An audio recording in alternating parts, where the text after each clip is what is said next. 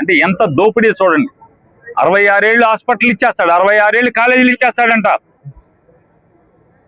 2 ఏళ్ల పాటు హాస్పిటల్లో మెడికల్ కాలేజీలో ఉన్న వాళ్ళకి జీతాలు ఇస్తాడు. ఇంతకన్నా దోపిడీ విధానం ఇంకేమని చెప్పండి.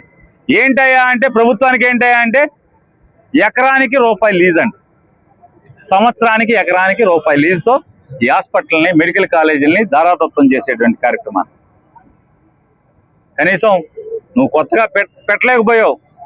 కానీ ఈ మెడికల్ కాలేజీలని తయారు చేసి అప్పచెప్పుంటే వాళ్ళ రాష్ట్ర ప్రజలకి సామాన్యులకి వైద్యపరంగా విద్యపరంగా ఎంత హాయిగా అంటే ఎంత సౌకర్యంగా ఉండేది. ఎంతమంది సామాన్యుల్లో డాక్టర్లుగా తయారయ్యేవాళ్ళు.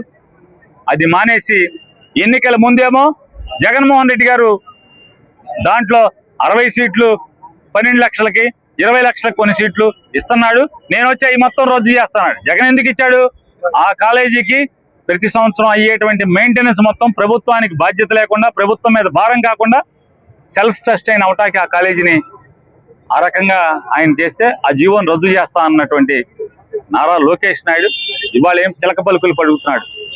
విద్యార్థులు ఇంటి మీదకి వెళ్ళి గొడవ చేస్తే ఆపేది లేదయ్యా, ఎవడొచ్చినా మేము ఆపేది లేదన్నాడు. ఎందుకు ఈ మదం అని అడుగుతున్నా. అధికార మదమా? ఎక్కడి నుంచి వచ్చింది నీకు ఈ మదం?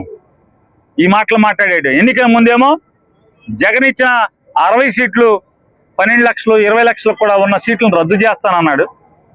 ఇతను వచ్చి ఏం చెప్తాడు? మొత్తం 150 సీట్లు అమ్మకానికి అని చెప్తున్నాడు.